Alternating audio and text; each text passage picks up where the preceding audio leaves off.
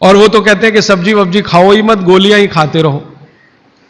हाँ, vitamin B के लिए भी गोली खा लो, विटामिन सी के लिए भी गोली खा लो, विटामिन ए के लिए भी गोली खा लो, और गोली से भी ज्यादा इंजेक्शन लगवा लो, और अब तो उन्होंने पता नहीं क्या क्या सब बना दिया।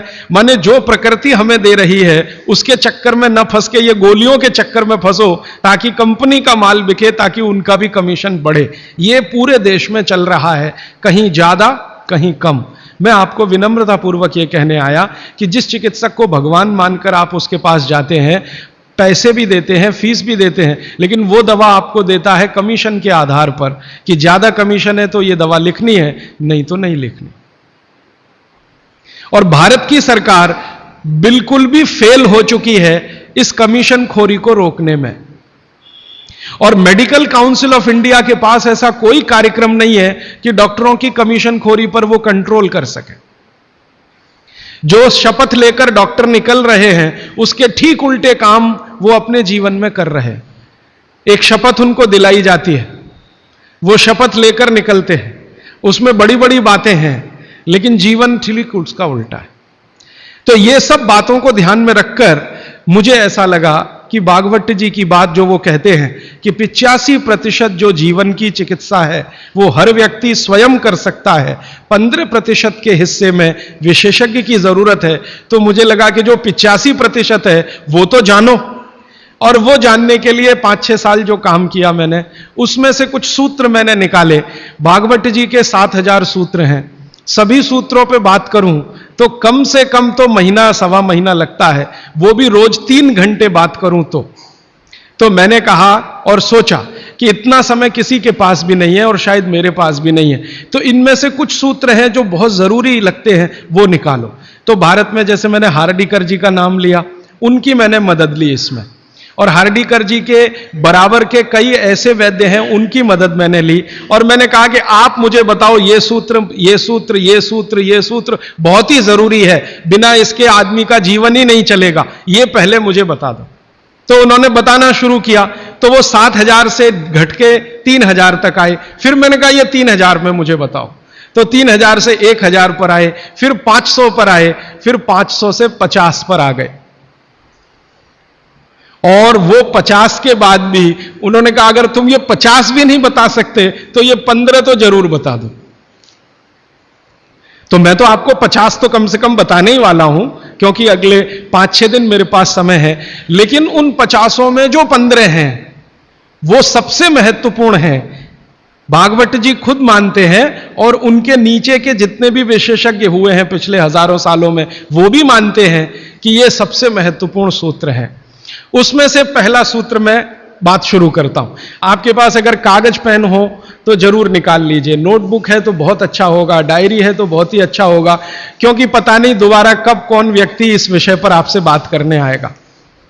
और अगर नहीं है कागज पेन कॉपी तो भी चिंता मत करिए, क्योंकि मैंने पिछले कुछ वर्षों में काम करते करते ये सूत्रों को किताब में भी लिख डाला है। मैंने किताब बना दी है, भागवत संहिता जो है, माने भागवत जी की अष्टांग हृदयम और अष्टांग संग्रम, इनके सूत्रों को कलेक्ट करके सेलेक्ट करके 3 भाग में एक पुस्तक बनाई है, पार्ट 1, पार्ट 2, पार्ट 3, अष्टांग हृदयम, भाग 1, भाग 2, भाग 3।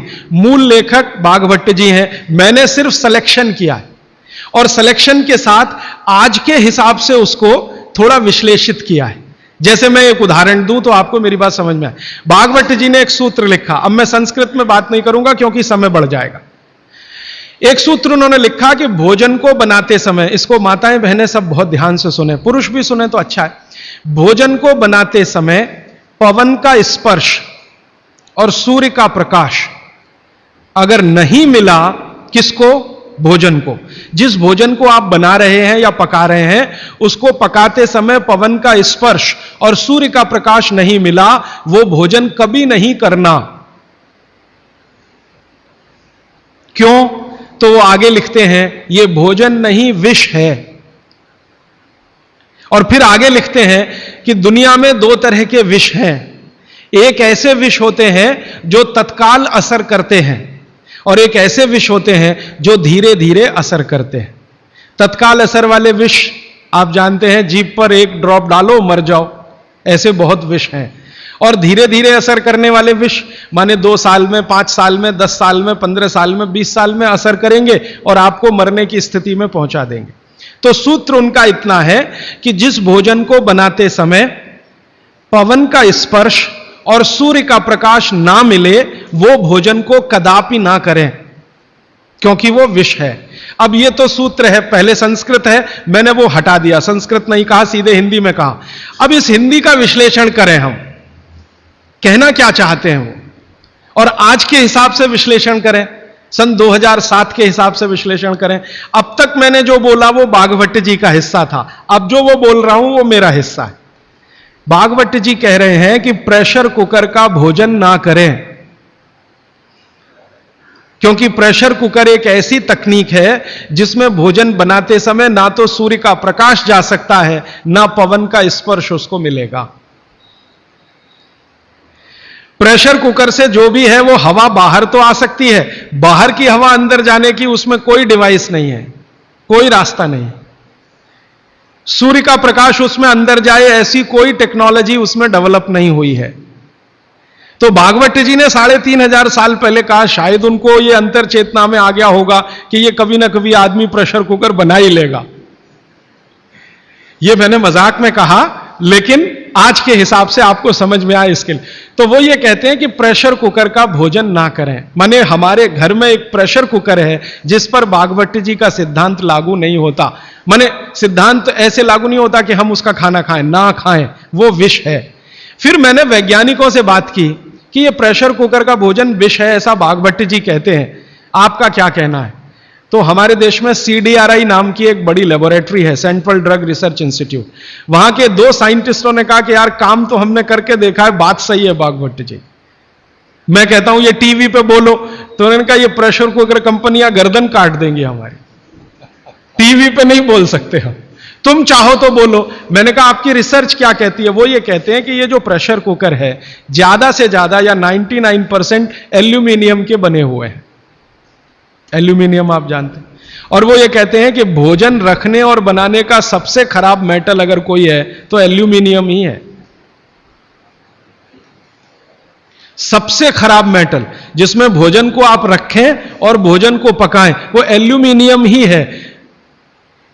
और दोनों वैज्ञानिक, वो कहते हैं नाम नहीं लेना हमारा, इसलिए मैं नहीं ले रहा हूं, वो ये कहते हैं कि हमारा 18 साल का रिसर्च ये कहता है कि अगर इस एल्यूमिनियम के प्रेशर कुकर का खाना बार बार आप खाते जाओ तो गारंटी है कि आपको डायबिटीज तो हो ही जाएगा, अर्थराइटिस तो हो ही जाएगा, ब्रोंकाइटिस भी होने की पूरी संभावना है, और सबसे ज्यादा टीबी होने की संभावना है, अस्थमा, टीबी, ये सब होने की संभावना। मैं पूछा आपने अब तक कितनी बीमारियों को डिटेक्ट किया? तो उन्होंने कहा 48 बीमारियों को हम डिटेक्ट कर चुके हैं जो प्रेशर कुकर के खाने से ही होती हैं। और ये दोनों रिसर्चर, सबसे ज्यादा इन्होंने रिसर्च किया जेलों में। जेल है ना हमारी, वहां सभी कैदियों को एल्यूमिनियम के बर्तन में ही खाना मिलता है, आप जानते हैं। तो ये दोनों वैज्ञानिक लखनऊ के हैं, लखनऊ की जेल में, लखनऊ के आसपास की जेलों में इन्होंने बहुत काम किया। वो जेलों में जाते हैं और जो कैदी एल्यूमिनियम के बर्तनों में खाना खाते हैं उनके ऊपर उन्होंने बहुत काम किया। और उन्होंने कहा सबका जीवन कम होता है और जीवन की शक्ति कम होती है, प्रतिकारक शक्ति कम होती है और रोग बहुत जल्दी उनको आते हैं। बाद में मैंने एक छोटा सा काम इसमें ऐड किया। वो वैज्ञानिकों से रिपोर्ट लेने के बाद मैंने ये तय किया कि पता करो कि ये एल्यूमिनियम कब से आया, क्योंकि ये ज्यादा पुरानी चीज नहीं है। तो पता चला 100-125 साल पहले आया। 100-125 साल पहले अंग्रेजों की सरकार थी। अंग्रेजों की सरकार के वैज्ञानिकों ने एल्यूमिनियम को हिंदुस्तान में इंट्रोड्यूस कराया। और आपको सुनकर हैरानी होगी कि अंग्रेजों की सरकार का जो पहला नोटिफिकेशन आया एल्यूमिनियम के बर्तन बनाने का, वो जेल के कैदियों के लिए ही आया। और उनका यह तय हुआ था कि जेल के कैदियों को एल्यूमिनियम के बर्तनों में ही भोजन दिया जाए, क्योंकि ये सब भारत के क्रांतिकारी हैं और अंग्रेजों को इन्हें मारना है। उस जमाने में आप जानते हैं जेल में कोई भी होता था तो वो क्रांतिकारी होता था। भगत सिंह हो या उधम सिंह, चंद्रशेखर हो या अशफाक उल्ला, राजेंद्र नाथ लाहिड़ी हो या ठाकुर रोशन सिंह, ये सब तो क्रांतिकारी थे जो जेलों में जाया करते थे अंग्रेजों के जमाने। इनको जानबूझकर एल्यूमिनियम के बर्तन में ही खाना देना है ताकि ये जल्दी मरे या मरने की स्थिति में आ जाए। तो समझबूझकर अंग्रेजों की सरकार ने एल्यूमिनियम के बर्तन इस देश में इंट्रोड्यूस किए। अब परिणाम क्या हुआ? अंग्रेज तो चले गए, लेकिन जेलों में आज भी यह नियम चल रहा है कि भोजन एल्यूमिनियम के बर्तनों में ही दिया जाएगा। अंग्रेज चले गए, फिर भी यह काम चल रहा है। और अब मुश्किल यह हो गई है कि वो जेलों से हमारे घर में आ गया, और हमारे घरों से ज्यादा गरीबों के घर में आ गया। ज्यादा गरीब लोगों के भोजन तो सारे एल्यूमिनियम के बर्तनों में ही बन रहे हैं, और वो बेचारे बिना जाने बूझे ट्यूबरकुलोसिस और अस्थमा जैसी बीमारियों के शिकार हो रहे हैं। तो भागवत जी का सूत्र तो बहुत सरल है, सिंपल है कि जो भोजन को बनाते समय सूर्य का प्रकाश या पवन का स्पर्श ना मिले वो भोजन कभी नहीं करना। मैंने उदाहरण के लिए आपको समझा दिया कि प्रेशर कुकर का भोजन नहीं करना, क्योंकि ये जहर है। एक और चीज है अपने घर में, रेफ्रिजरेटर।